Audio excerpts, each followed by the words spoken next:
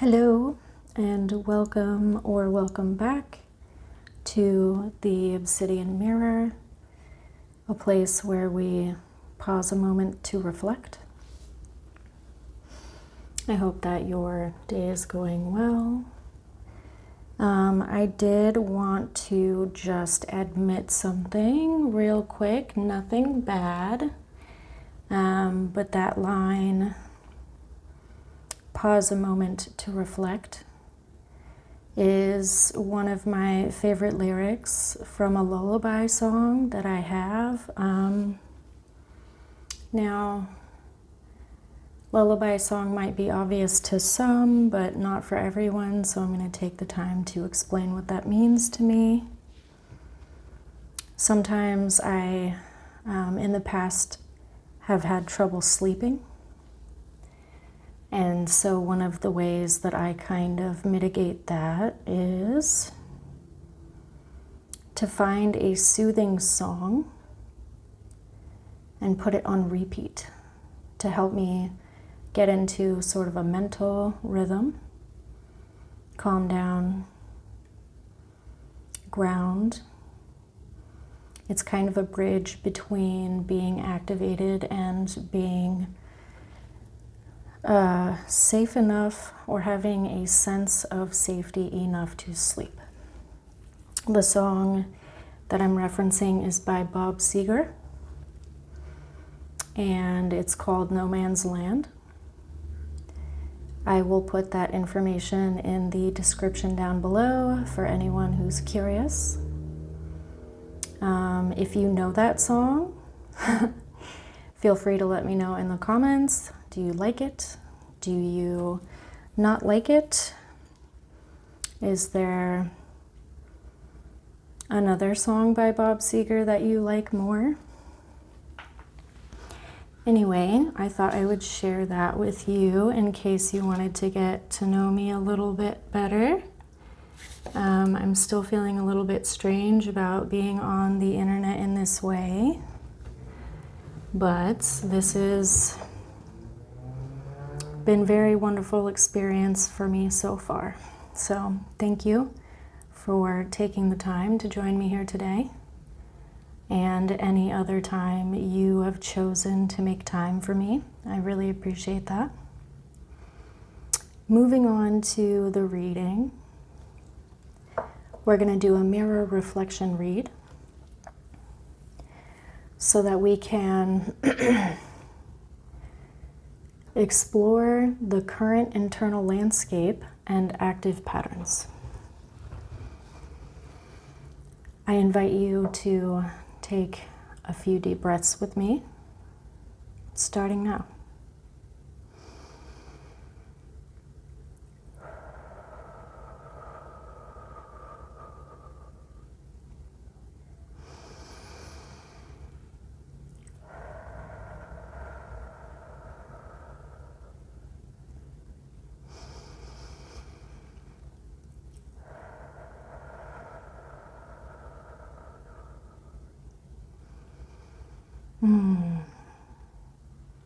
Thank you for joining me with that, if you were able. So from the tarot, we're going to get a current state.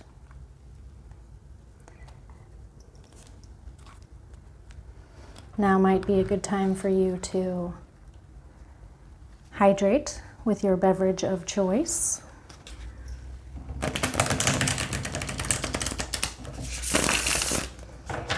As I shuffle the deck a few times, you might want to get some movement in.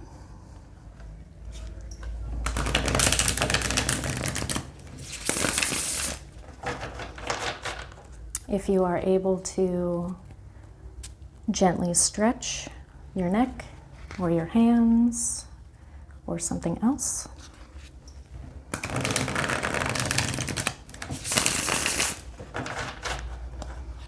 As somebody who has always been drawn to working with my hands, taking the time to gently stretch and flex the tendons has been very helpful for me.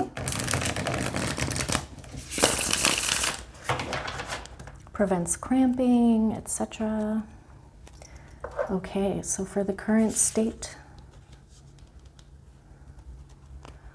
Ooh, okay, interesting. I say that a lot, and it happens to be true a lot.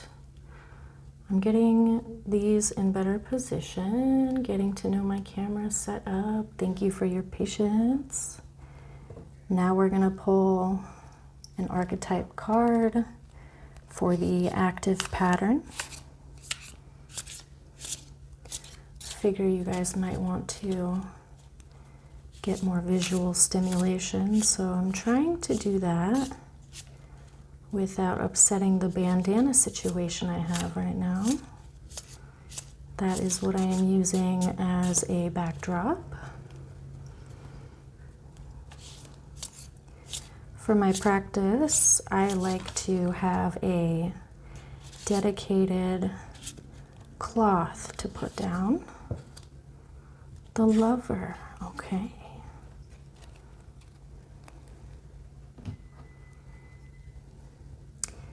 Now for the unseen or avoided aspect of what could potentially be happening right now, we're going to get a shadow card from the Shadow Seer Tarot.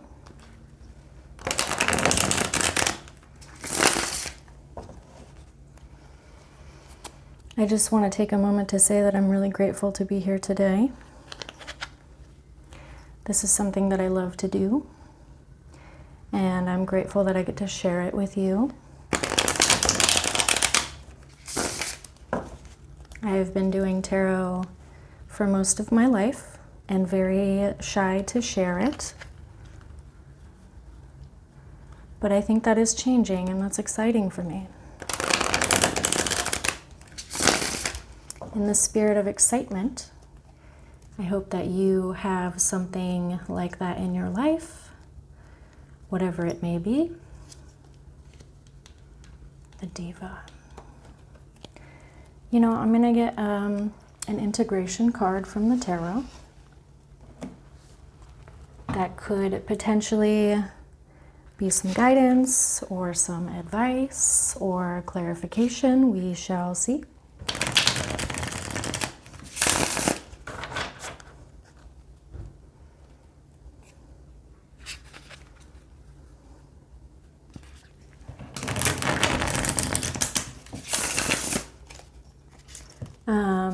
Circling back to lullaby songs, do you have lullaby songs or something that you use to help regulate?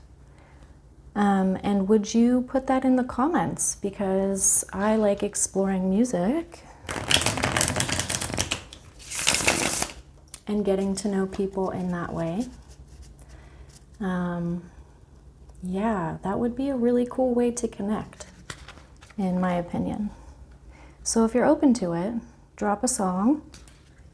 I was having a conversation the other day with somebody about music, and we both came to the conclusion that music is also magic, and I firmly believe that.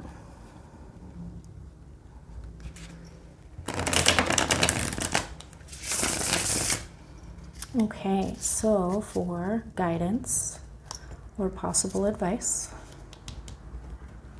Two of Swords. I'm going to list the cards for people who are listening right now and may or may not be available to get the visual.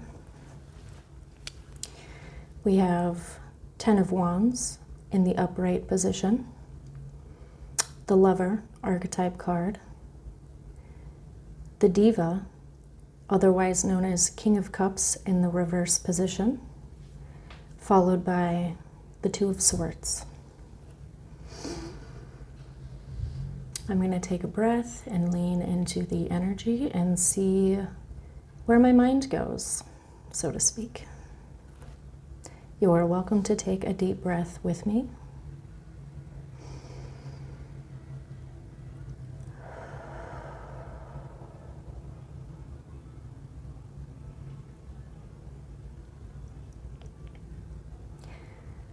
So for the Ten of Wands, we see that there is the image of what looks to be a lot of chaos. Tens represent both endings and beginnings, and beginning on an ending. It is not a completely fresh start. It is building on something old, recycling, so to speak, taking something that was and creating something new with it. That could be emotional or energetic in some other way. It could be physical. It brings to mind vultures, which I adore personally. I love vultures so much. We don't connect very often, but I do see them a lot in my area. Like vultures, I consider myself a shy creature. Somebody here might resonate with that. So I get a sense of change happening. And there's potential for, like I said before, recycling or upcycling or using something in a new way. So I'm wondering if you're going through something right now that feels a lot like an ending or a conclusion or completion. And is there something from this situation that you can carry with you into this new chapter? Something maybe that you can transmute. Now, when I say transmute, I do not mean to give the impression of moralizing what came before or what is ending. Sometimes good things can become better. I'm thinking of refinement, of there being room for improvement. So this completion or this end of a cycle does not necessarily have to be surrounding something that is dragging you down or has had some negative effect on you. But I'm wondering what here can be carried forward into a new sense of being. Maybe it's a skill you've picked up that is transferable into other areas of your life. Wouldn't that be exciting? I happen to be into that idea. Now moving on to the active pattern, we have the Lover. Pardon me, cracking my fingers is a habit of mine. I will try not to do it again on camera here. I know that it can bother some people. So I get a sense that the Lover is a continuation of the things that I was just talking about in terms of, refinement and something being improved. Not necessarily new and improved, but improved. Positive thinking.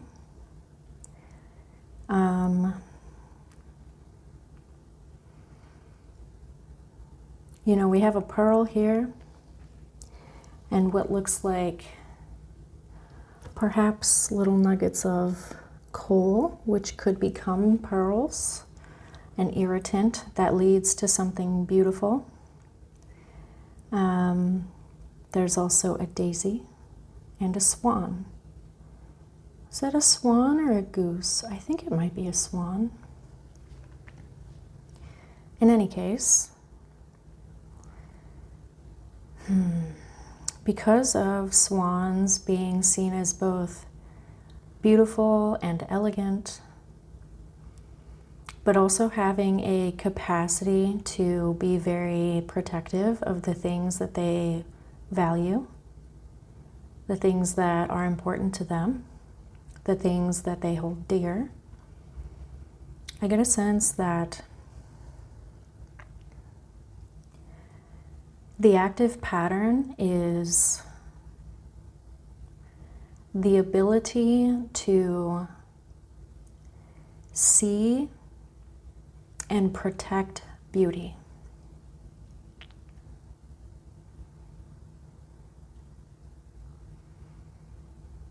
I think it's also a balancing act between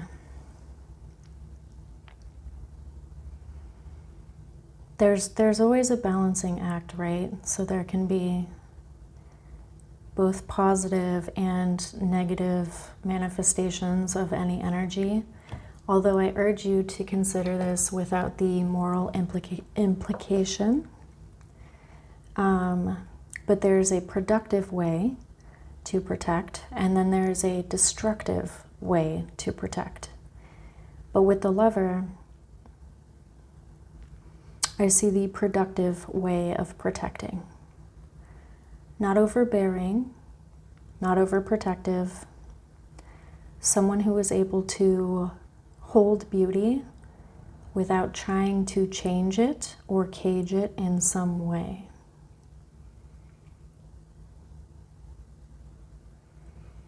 Now, before we move into the unseen, the avoided, or the shadowy aspect of this reading, I encourage you to check in with your body if that's something that you can do. If you have the safety and wherewithal to do so. I know that can be quite challenging.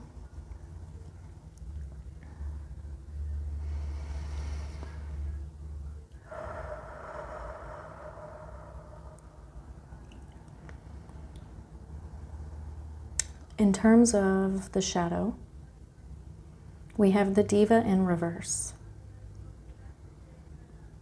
Now, I have the idea of,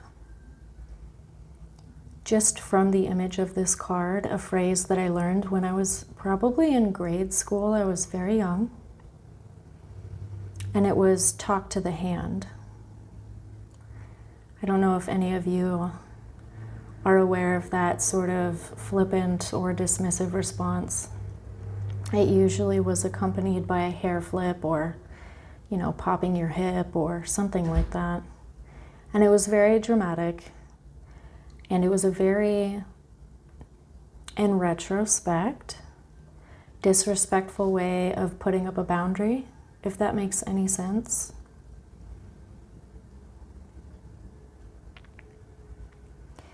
So the King of Cups is someone who embodies their productive side. They do a lot of giving, a lot of interacting. Somebody who is in their quote-unquote masculine energy, although I don't necessarily want to use gendered language here. It gives a shorthand sense of energy being directed outward.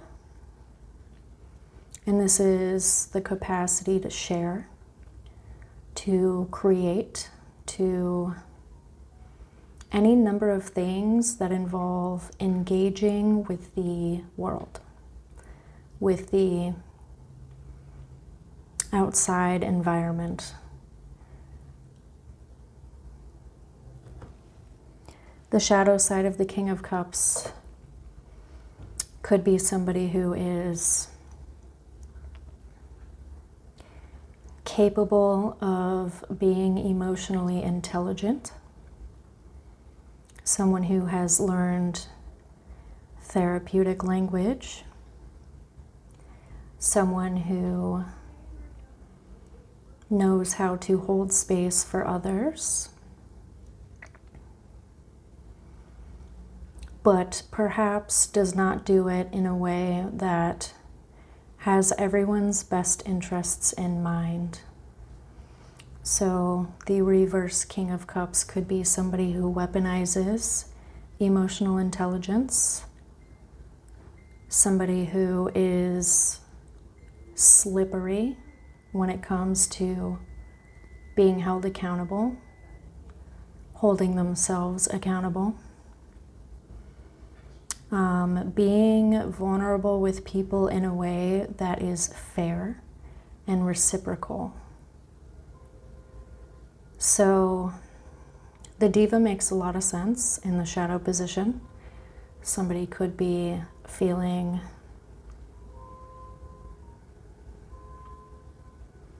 really caught up in their own experience at the moment.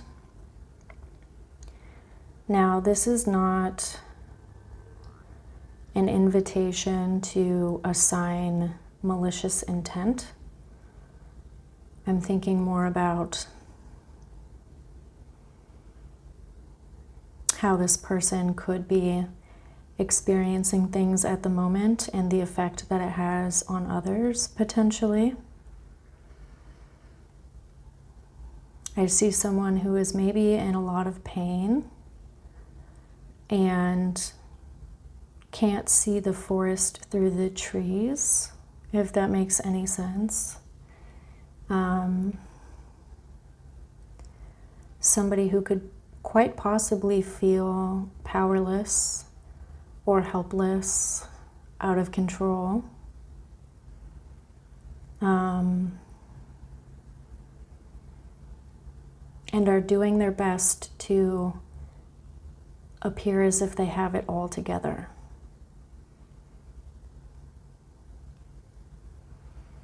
I'm wondering if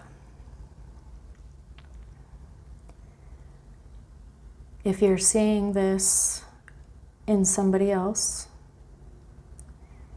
if there is something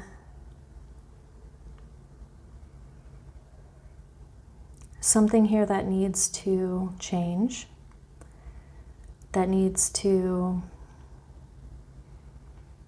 be redigested in a way that leads to solutions instead of wallowing in the muck, which can be comfortable for some people. It could be, tied to their sense of identity. Maybe there's a victim mindset involved. And if that's something that you think you see in somebody around you, I want to very gently remind you that there are some things that we cannot fix for others, no matter how much we want to. And also, take care of yourself when you're around this person. Don't let them drag you down into the muck with you. When it comes to the integration or guidance, I am hesitant to say it the way that pops into my head, but I'm going to trust the words that came to me. I see that there is a constant rebalancing that may be going nowhere. An unproductive rebalancing. Perhaps there is some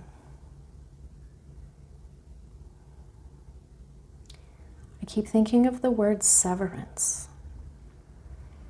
There needs to be some kind of exploration of boundaries, maybe. I'm wondering, where have the lines been drawn? Where have the lines been renegotiated? Is that something that the other person is aware of? Or even taking the time to consider? Now, if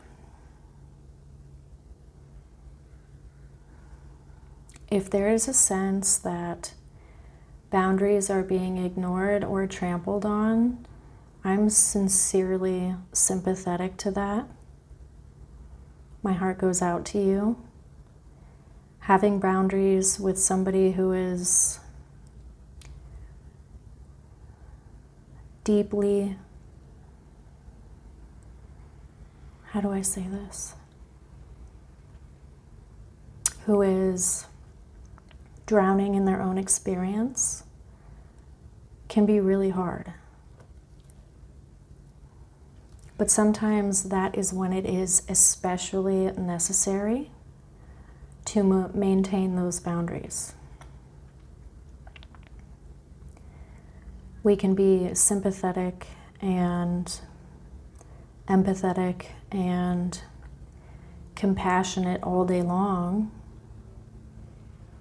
but I wonder, at what point does it reinforce somebody's unproductive narrative about themselves or the experience?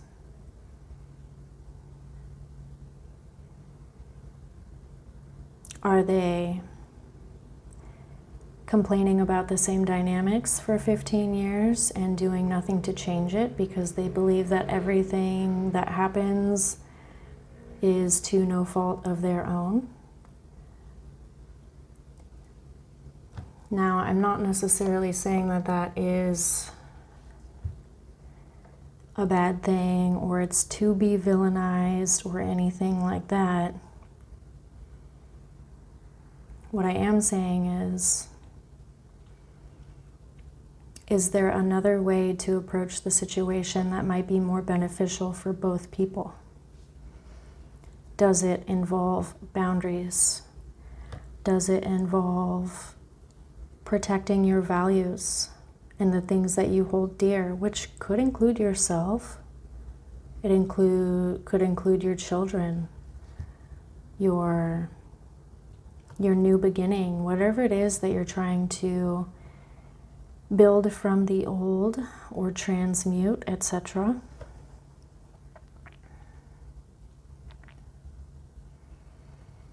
Now, with the cards in the positions that they are in, I get that this sense that this diva, quote unquote, energy that's manifesting is not necessarily intentional, it's not on purpose, and it's also not particularly fun to be around. I mean, it puts some pretty severe contrast in this read. And that's great. I'm all about contrast. What can we learn in between? I think that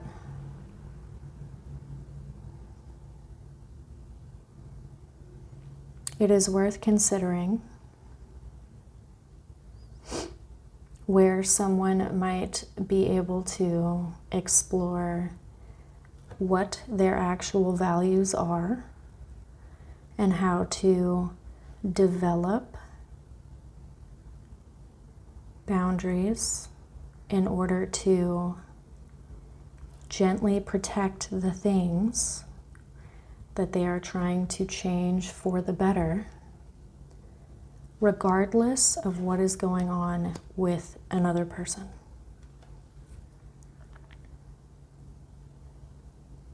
I'm wondering if all we can control is ourself, then what are the steps that we take to ensure that things are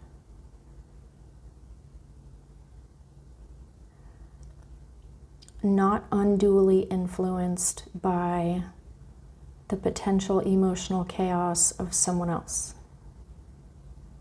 Now, we all have our moments in life, and we can care about the people around us to the end of the earth.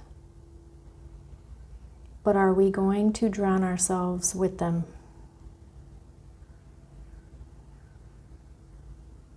Or are we going to offer a hand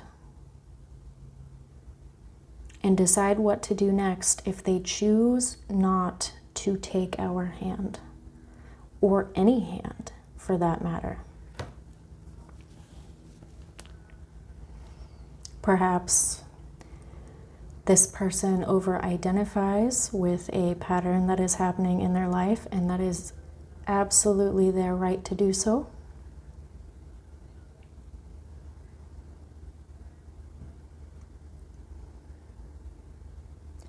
So yeah, I think that the conclusion of this reading really boils down to the idea that we can only be in control of ourselves, or we can aspire anyway. I think that is something that we are able to develop. It may take practice, it may take time. As somebody who has been going through that process for a little while now, I think it's very worth it. That is my opinion. So, with what control you do have available in whatever experience this is for you,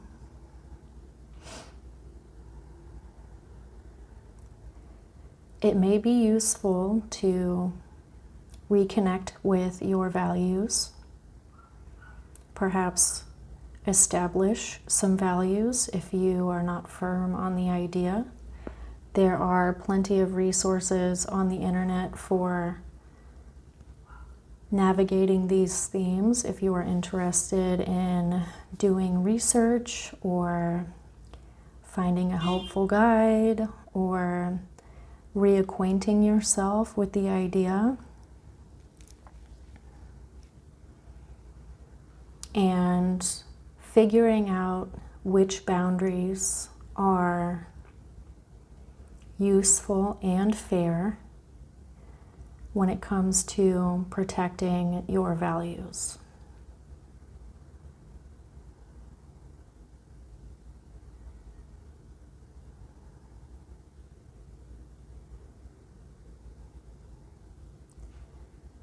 I think I'm going to end the reading here. You are more than welcome to join me in taking another set of deep breaths, perhaps checking in with your body. But I'm going to start breathing intentionally now.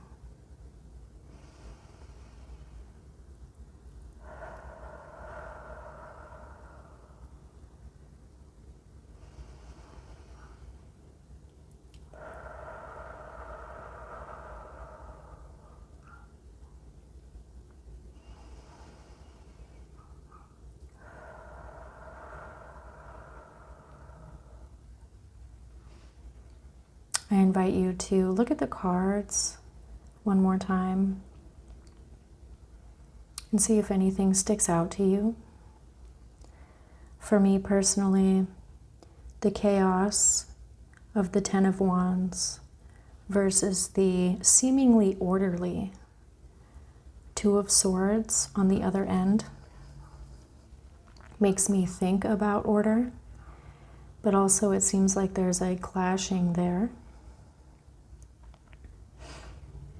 And I urge you to consider communication in these efforts and looking at the lived effects of this situation, because sometimes caring for another and taking care of ourselves creates a decision point. And I'm looking at this intersection here. Sometimes caring for another and caring for ourselves, or putting ourselves first, can create conflict even if we don't want conflict. So I think it's important to keep in mind gentle communication, and also the potential for misinterpretation, only because anxious attachment styles are a thing, and anxious attachment, or people with anxiety in general, or any number of other lived experiences, can feel like boundaries are abandonment, or somebody being cold, or somebody being unfeeling and uncaring. And that is their choice to view it that way. It is unfortunate, but it is true that sometimes when people are drowning, they do not want to get up and get out of the pool. They just want somebody to drown with them. You are not obligated to drown with anyone. If you are the person who is experiencing overwhelming life situation right now, who feels like they're drowning, I hope that you can get out of the pool. And it might feel uncomfortable or outright distressful to breathe air again. Change can hurt, but it can also heal. I'm going to flip the Diva card over one more time so that you can get a look at the imagery. A heart in a hand in a throat. How interesting.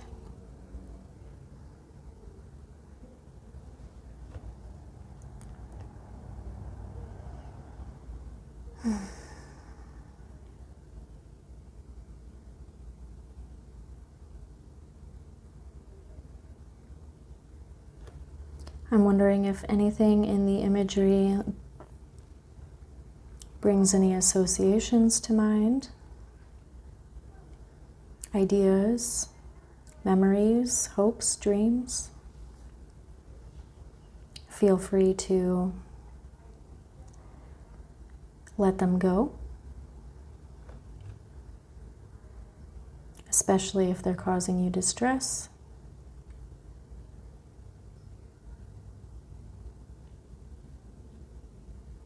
Feel free to use anything here that feels relevant and ignore the rest.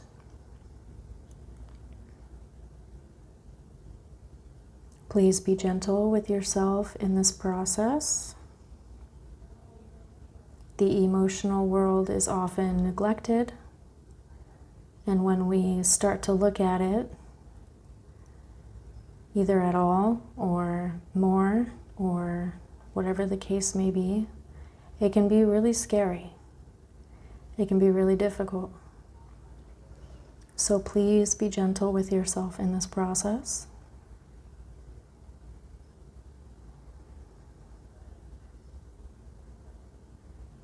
I want to say that